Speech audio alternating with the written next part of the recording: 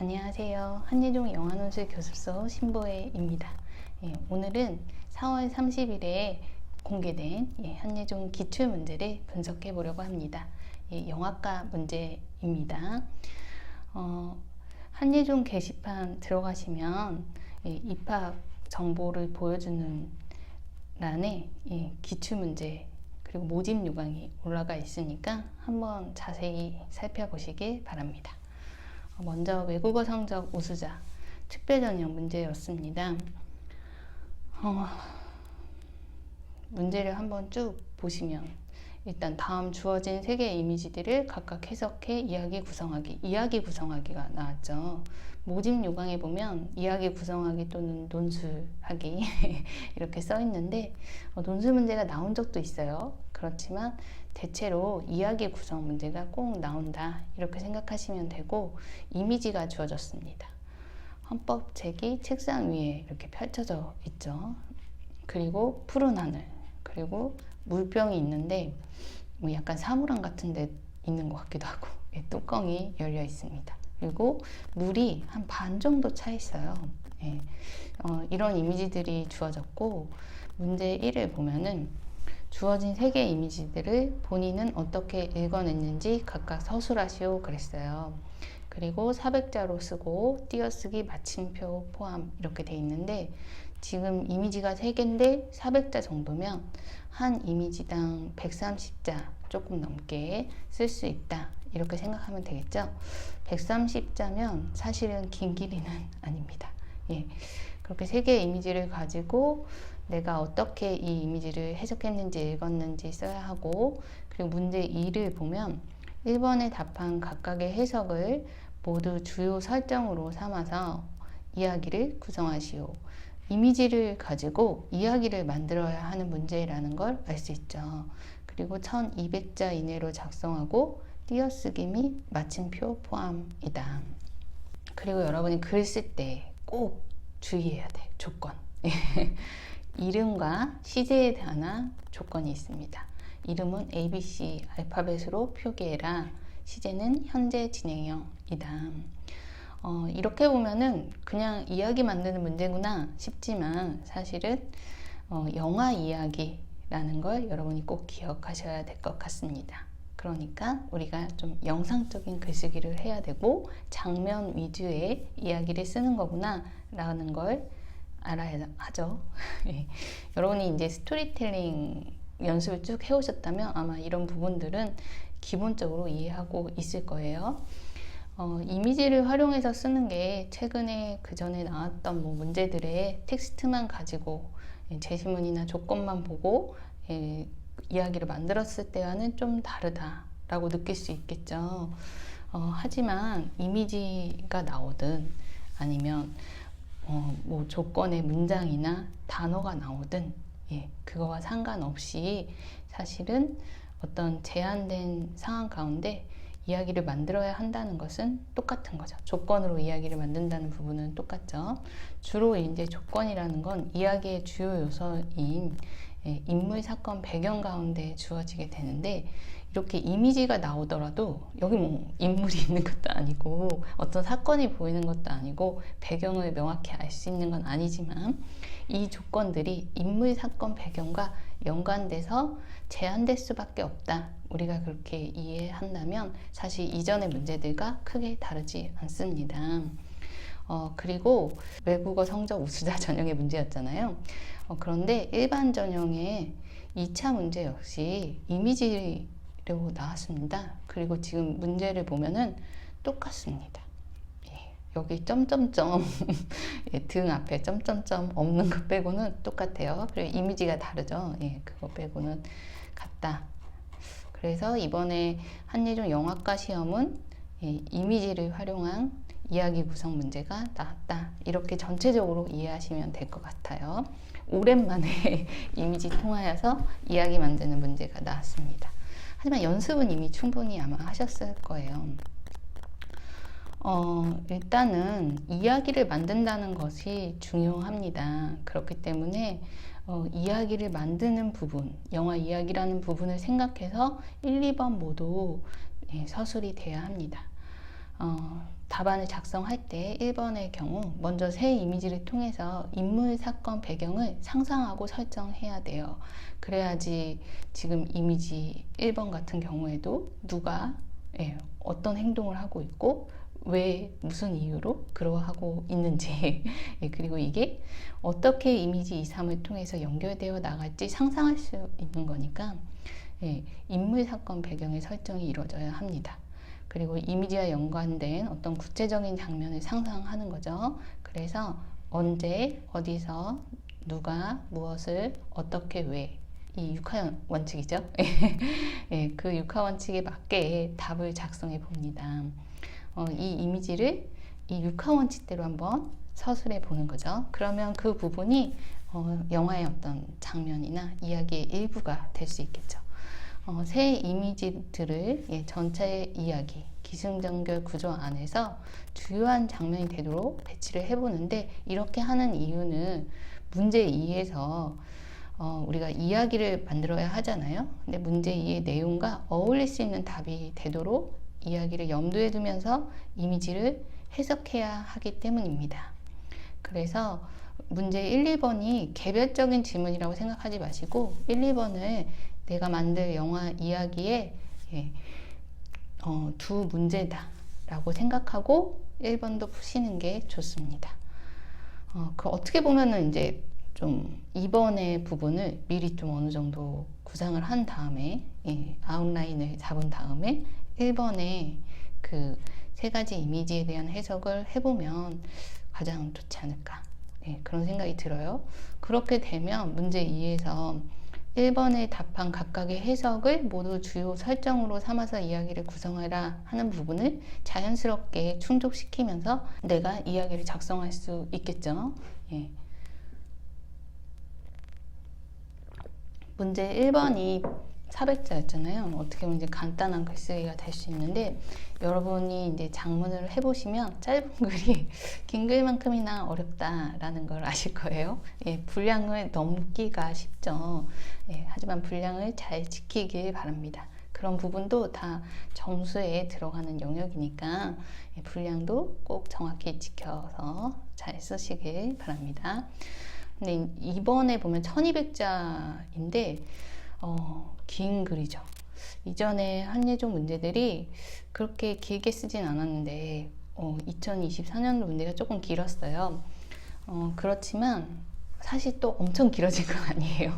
한 1, 200자 정도 더 길어진. 그렇지만 이제 이런 차이도 좀 길게 느껴지는데 1200자 보통 길이가 아니죠. 이제 써보면 알겠지만 충분히 이제 상세한 얘기를 쓸 수 있는 그런 글자 수가 아닌가 싶어요.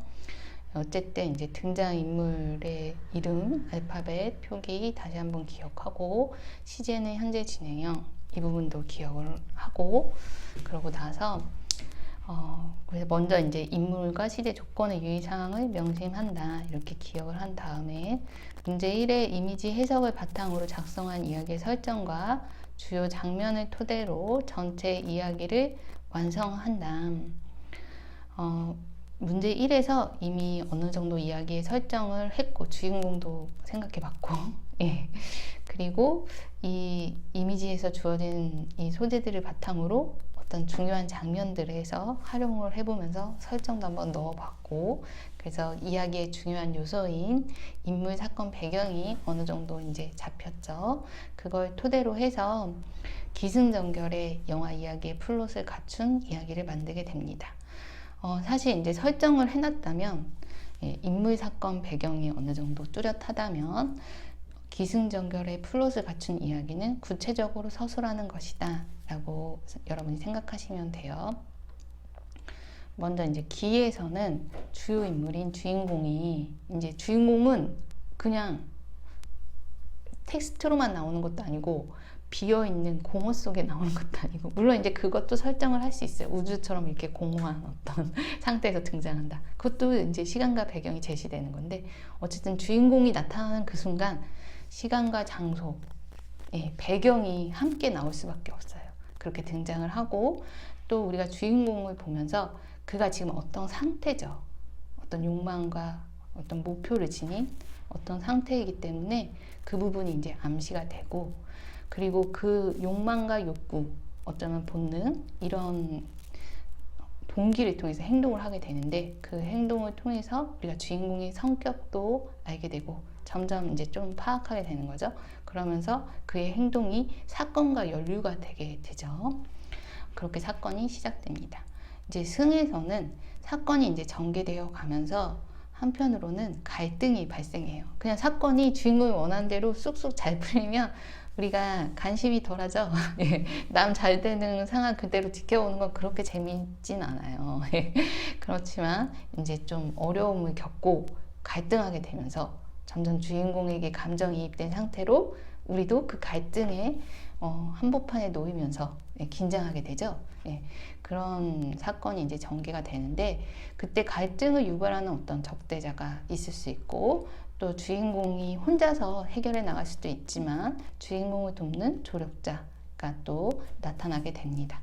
그리고 사건 전개는 갈등을 해결해 나가면서 점점 영화의 주요 사건으로, 이 주요 사건이 바로 절정을 만들 그런 사건이 되겠죠. 그런 사건으로 발전해 갑니다. 이걸 이제 발전이라고 표현을 하지만 뭐 사건이 이렇게 디벨롭 되는 거긴 한데, 막 그게 진보한다는 의미는 아니고, 그 중요도가 이제 생긴다라는 의미예요. 어쨌든 그런 주요 사건이 돼야 하는 거예요. 그리고 이제 전에서 주인공의 욕망은 이제 최고조에 이르고 목표도 이제 거의 도달하려고 하는데, 이때 영화의 어떤 전환점이 되면서 주인공이 지금까지 겪는 그 갈등과는 또 비교 안 될 정도로 큰 위기와 시련을 겪게 됩니다. 이거는 보통 영화에서 예상치 못한 그런 갈등으로 주어지는 경우가 많고, 그래서 뭐 그럴 때 우리가 반전, 그렇게 부르기도 하죠. 어쨌든 그렇게 임팩트를 생각하면서 가장 큰 위기를 준비해야 합니다. 그런 전이 꼭 필요해요. 그래서 영화의 그 플롯도 기승전결 이렇게 말하는 이유도 전을 강조하기 위해서다. 전을 향해서다 라고 기억하고, 그 부분을 꼭 염두에 두면서, 가장 중요한 순간을 염두에 두면서 영화 이야기를 쓰는 게 좋다. 그걸 기점으로 이제 시작과 결말을 상상하는 거죠. 결말은 가장 큰 위기를 극복하면 결말에 이르게 됩니다. 결말에서는 이제 주요 사건의 여운이 전해지고 또 영화의 주제가 전달이 됩니다. 이런 흐름에 맞게 영화 이야기를 완성하면 됩니다. 여러분이 한번 직접 이 세 가지 이미지, 헌법책, 푸른 하늘, 또 생수병을 가지고 이미지를 해석해서 그것을 주요 설정으로 해서 영화 이야기를 완성하는 그런 연습을 꼭 해보시길 바랍니다. 물론 이제 똑같이 나온다는 보장은 못합니다. 다르게 나오겠죠. 예. 그렇지만 우리가 어떤 조건이 제시가 되든 그 조건으로 이야기를 잘 완성할 수 있다면 뭐 상관없는 거죠. 그리고 기출문제는 여러분이 이야기를 만드는 데 있어서 가장 중요한 문제이다 라고 생각해요. 그걸 또 응용하면 이제 시험에서 글을 잘 쓸 수 있는 거니까. 그리고 이제 초미의 관심사 일반 전형 문제를 살펴보도록 하겠습니다.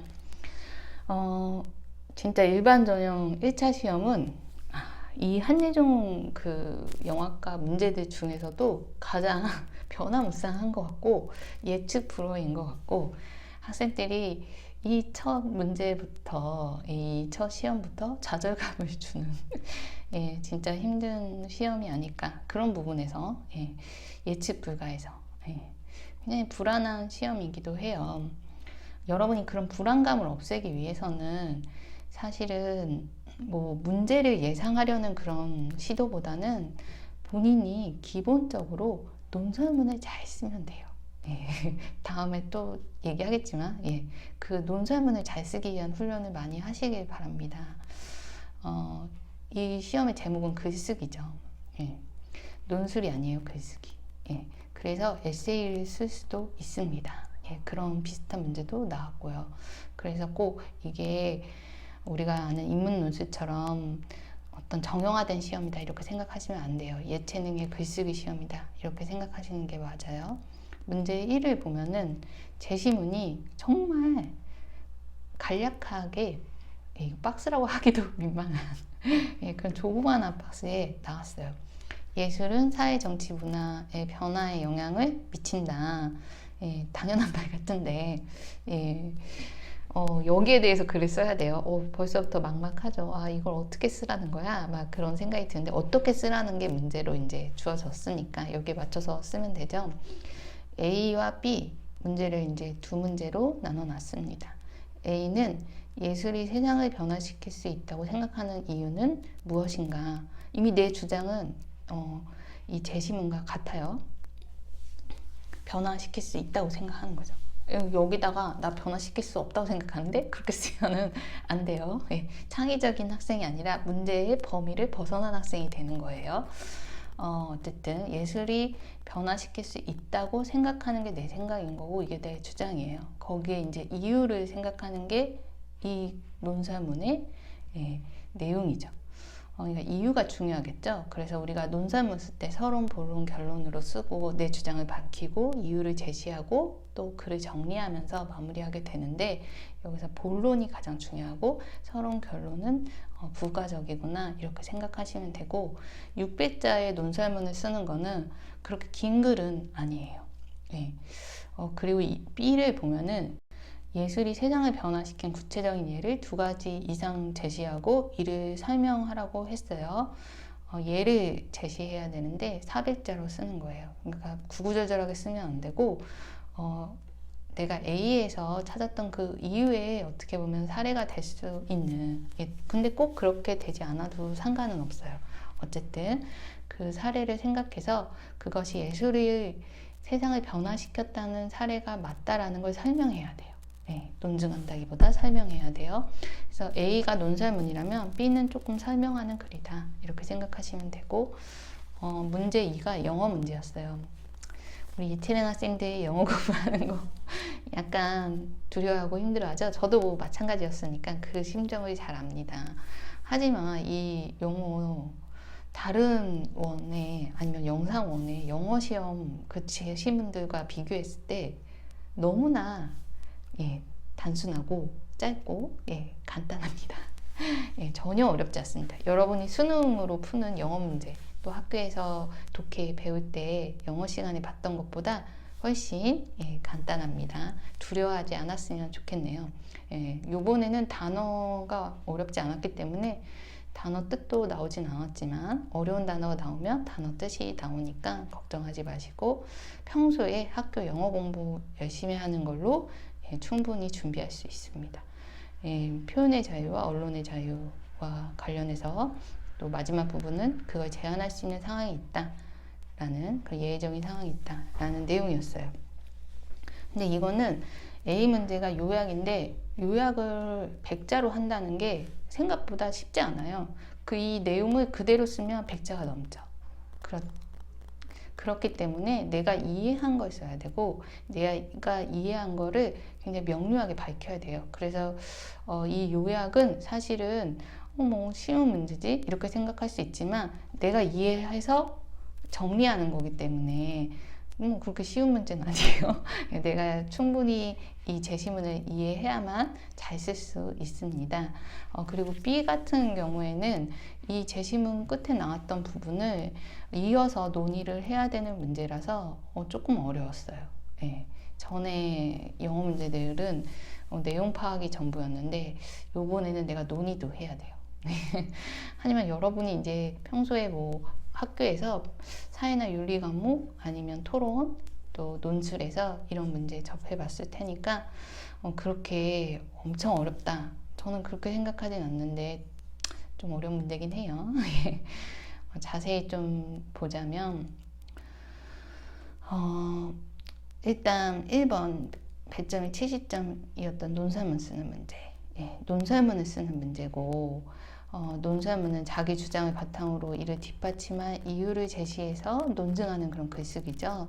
제시문으로 주어진 문장이 이 문제의 주장이었죠. 그래서 예술이 세상을 변화시킬 수 있다라는 걸 뒷받침할 그런 이유를 제시해야 되는데 600자 분량의 글을 써야 하니까 서론 본론 결론의 분량 분배를 효율적으로 해야 되고 이유를 제시하는 본론이 중심이 되는 글을 써야 된다. 그러니까 이유를 여러분이 어떤 이유를 찾을 수 있느냐 그걸 어떻게 보면은 보는 글이라고 할 수 있어요.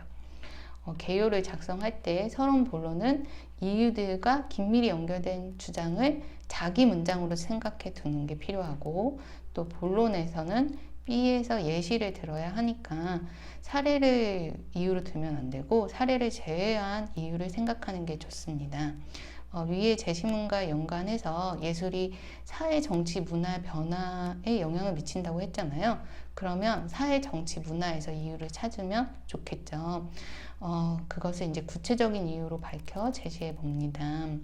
결론은 위 내용을 정리해서 예술이 세상을 변화시킬 수 있다고 한 번 더 강조할 수도 있겠죠. 뭐 다른 결론도 가능하고요.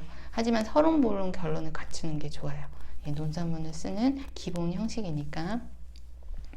개요를 쓸 때는 여러분이 서론, 본론, 결론의 각 문단의 소주제문, 이 문단의 중심 내용을 먼저 정리를 해놓고 그걸 바탕으로 답안을 작성할 때 일관성 있게 쓰는 것이 굉장히 중요합니다. 개요 꼭 쓰세요. 예. 그리고 B 문제 같은 경우에는 A에 이어서 작성하는 B이기 때문에 A에서 이미 논증한 글의 어떤 부연이라고 또 볼 수 있겠죠. 그래서 사례를 제시하고 그것이 어떻게 세상을 변화시켰는지 설명하는 글이 될 거예요. 사회, 정치, 문화에서 예술이 세상을 변화시킨 예시를 한번 생각해 보세요. 저는 이제 이 문제를 보니까 일본의 이제 주권을 빼앗기고 이제 억압받은 현실에서 아름다운 시를 썼던 윤동주 시인 같은 항일 문학인들이 사회에 영향을 끼쳤었죠. 그리고 이제 영화 중에 슬램독 밀리어네어라는 영화랑 가버나움 영화가 있는데 그 영화가 이제 실제로 이제 빈곤의 위기에 처한 사람들을 구하고 또 사회에 영향을 끼쳤었던 그런 생각이 떠오릅니다. 예, 여러분도 여러 가지 생각을 하실 수 있을 거예요. 예시를 생각하는 것이 사실 쉽지는 않지만 평소 사회 문화에 관심을 갖고 또 기사를 접하고 책을 읽고 연구를 했다면 두 가지 예는 아마도 떠올릴 수 있지 않을까 그렇게 생각해요. 그리고 이 예시는 A 논설문의 예시여도 되고 또 좀 다른 예시여도 괜찮습니다. A 글의 부연이지만 A에 꼭 속해야 된다라는 건 아니라는 거죠. 왜냐면 그게 조건에 그렇게 명시하진 않았으니까. 두 가지 예시를 두 단락으로 하여 개요를 짤 때 어떤 예시고 또 사회, 정치, 문화 변화에 어떤 영향을 끼쳤는지 이제 간략히 정리하는 거죠. 뭐 그 예시들이 이 세 분야에 다 영향을 끼쳤다 이렇게 할 수도 있고 그 중에 하나를 골라서 뭐 설명할 수도 있고 그리고 이를 참고해서 답안에 자세히 서술합니다. 400자 안에서 두 가지 예시 분량을 적절히 분배합니다. 그런데 만약에 제가 말했던 예시처럼 두 가지가 약간 비슷하잖아요. 그러면 첫 번째 예시에서 좀 자세히 쓰고 두 번째 예시는 좀 더 간략해져도 사실 상관이 없고 아니면 좀 결이 다른 두 가지 예시였다. 그럼 두 문제를 좀 서로 다르게 골고루 분량을 배치해서 써도 상관이 없겠죠. 그리고 문제 2는 이제 우리가 본 영어 문제인데 제시문을 이제 번역을 해보자면 이제 언론의 자유는 자기 표현을 통한 인격의 발전뿐만 아니라 정치적 반대 또 다양한 문화적 표현, 창의성, 혁신의 기본입니다. 언론과 표현의 자유는 대화를 가능하게 하고 이해를 쌓으며 대중의 지식을 증가시킵니다. 사상과 정보를 자유롭게 교환할 수 있을 때 지식은 향상되고 이는 우리의 공동체와 사회에 이익이 됩니다. 표현의 자유는 민주주의의 생명선입니다. 표현의 자유에 대한 권리는 기본이지만 절대적인 것은 아닙니다. 이는 예외적인 상황에서 제한될 수 있음을 의미합니다. 이게 제시문의 내용이었어요. A 문제는 100자 이내로 제시문을 요약하는 것이다. 그래서 제가 말한 것처럼 내가 이해한 내용을 쓰는 거기 때문에 나의 이해와 분석력이 중요하다. 그리고 B는 시민 담론의 예외적인 상황에 대해서 논의하시오라고 했어요. 그래서 이 문제는 제시문의 마지막 부분의 예외적인 상황에 대한 논의를 이어가는 것이죠. 조금 어렵다고 했죠. 예, 그래서 표현의 자유를 제한할 수 있는 예외적 상황을 생각해서 300자 이내로 서술합니다. 제시문에 나온 내용이 아니므로 시민들로 이뤄진 사회 속에 어떤 구체적인 상황이 있을지 깊이 생각해 보고 서술하는 거죠.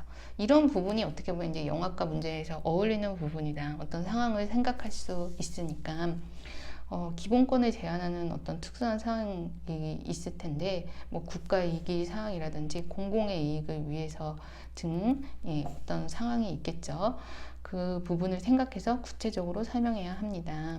그래서 평소 학교에서 이제 사회윤리 수업을 듣거나 아니면 아까 말했던 인문학 토론이나 논술 등의 학습을 해봤다면 좀 도움이 될 수 있겠죠. 그래서 내가 영화과 시험을 보는 거지만 학교 공부 열심히 해야 되는구나 라는 게 조금 느껴졌던 문제가 아니었나 생각이 듭니다.